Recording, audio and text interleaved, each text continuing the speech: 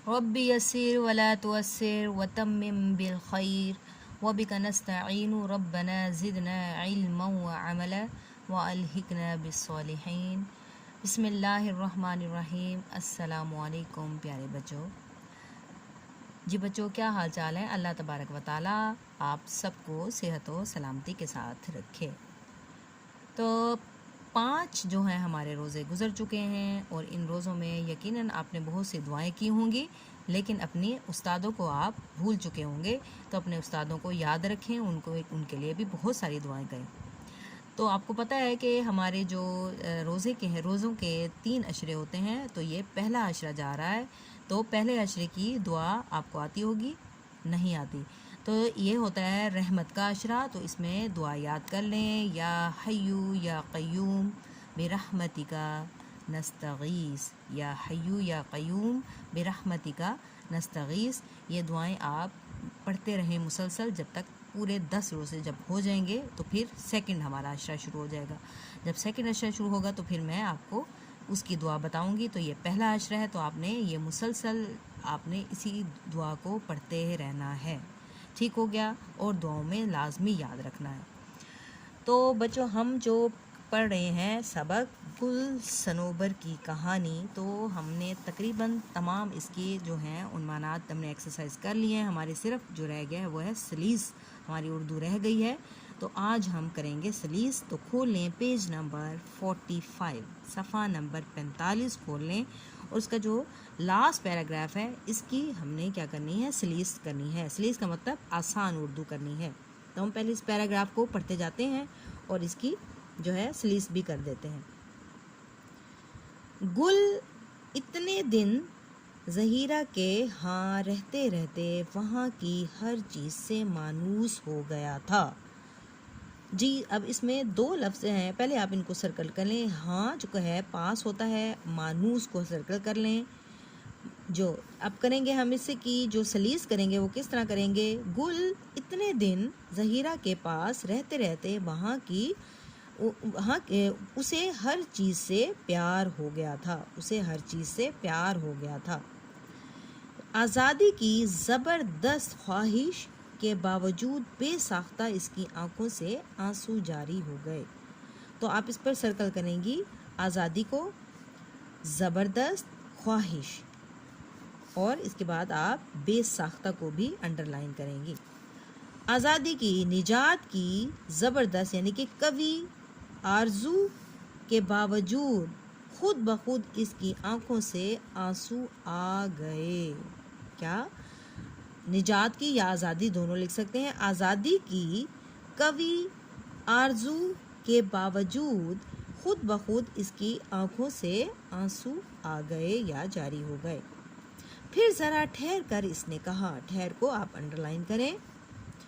कहा, बेगम साहिबा, अगर आप मुझे आज़ाद ना करती तो मैंने अज़्म कर रखा था कि एक ना एक दिन आज़ादी हासिल करके रहूँगा।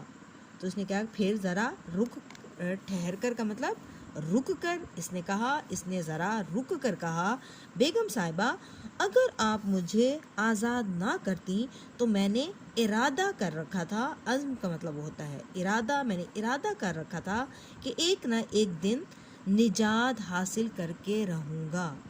ठीक है? आज़ादी का मतलब होता है निजात या छुटकारा हासिल करना। लेकिन ऐन मुमकिन था कि इस कोशिश में मैं आपको नुकसान भी पहुंचा देता। तो आप क्या करेंगे? इसके बाद जो है नुकसान को अंडरलाइन करें। नुकसान का मतलब होता है ज़रर पहुंचाना। ऐन मुमकिन था कि मैं इस कोशिश में आपको ज़रर पहुंचा देता। बहरहाल इस वक्त शाम हो रही है, मुझे इजाज़त दीजिए कि रात यहाँ गुजार लूँ और सुबह होते ही यहाँ से चला जाऊँ। बहरहाल यानी कि जो भी हुआ, जो कुछ भी हुआ, किसी तरह भी जो हुआ, अब शाम हो रही है, मुझे इजाज़त दीजिए, यानी कि आप मंजूरी दे दीजिए मुझे कि रात यहाँ गुजार लूँ और सुबह होते ही यहाँ से चला जाऊँ। इजाज़त का मतलब होता है मंजूरी। इसको भी अंडरलाइन करें। ज़हीरा ने कहा, जब तक तुम्हारा दिल चाहे यहाँ रह सकते हो। तो ये हमारा यहाँ तक आपने इसको पैराग्राफ को करना है। لاسٹ پیراگراف کو یہاں تک یہ ہمارا مکمل ہو گیا. تو اب میں نے اس کا تیار کر لیا ہے. دیکھیں ہم کس طرح لکھیں گے اس کو. جی آپ ڈیٹ لکھیں گے سوموار 19 اپریل سن 2021. جماعت کا کام. عنوان ہے ہمارا گل صنوبر کی کہانی. تو سلیس ہم کر رہے ہیں. آپ نے پیراگراف لکھنا ہے. پیراگراف یہاں سے آپ نے کیسے لکھنا ہے؟ گل اتنے دن زہیرہ کے ہاں رہتے رہتے وہاں کی ہر چیز سے مانوس ہو گیا تھا. آزادی کی زبردست. اس کے بعد آپ ڈیش ڈیش ڈال کے اور لاسٹ جو میں آپ نے لائن لکھنی ہے جب تک تمہارا دل چاہے یہاں رہ سکتے ہو. پورا کا پورا پیراگراف لکھنے کی ضرورت نہیں ہے. اس کے بعد آپ نے خط کشیدہ الفاظ کے معنی لکھنے ہیں جو میں نے آپ کو انڈر لائن کروائی ہیں. مانوس ہو گیا یعنی کہ پیار ہو جانا. خواہش کا مطلب ہوتا ہے آرزو. بے ساختہ خود بخود. ٹھہر کر رک کر. عزم کا ہوتا ہے مطلب ارادہ کرنا. آزادی کا مطلب ہوتا ہے نجات. بہرحال کسی بھی طرح. نقصان ہوتا ہے ضرر.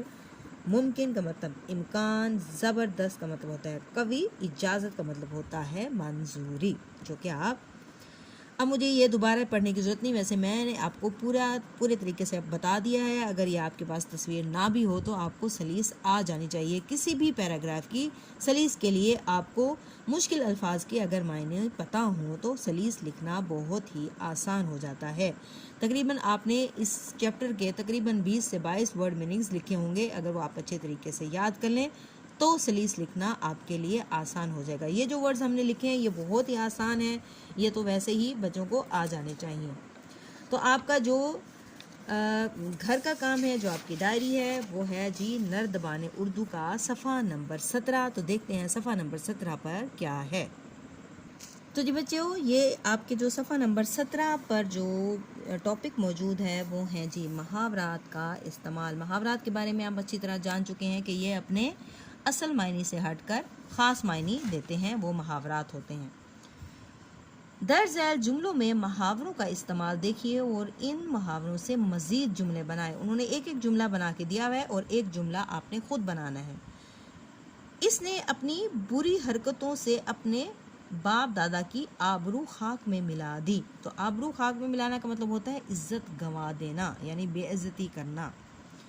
تو یہاں پر آپ نے ایک انہوں نے جملہ بنا دیا ہے. دوسرا جملہ آپ نے اسی معنی کو مد نظر رکھتے ہوئے آپ نے جملہ بنانا ہے. عزت خاک میں ملانا کا مطلب ہوتا ہے عزت گنوا دینا. تو اس نے آبرو خاک میں ملا دی. اب ہے ہمیں والدین کی آبرو خاک میں نہیں ملانی چاہیے. یہ ایک دوسرا جملہ ہے جو کسی بچے نے بنایا ہوا ہے. تو آپ بھی اسی طرح سے خود سے جملے بنائیں اور اس کو مکمل کریں اور مجھے تصویر سینڈ کریں. اوکے بچوں ٹیک کیئر. اللہ حافظ اور دعاؤں میں یہ ضرور یاد رکھیں.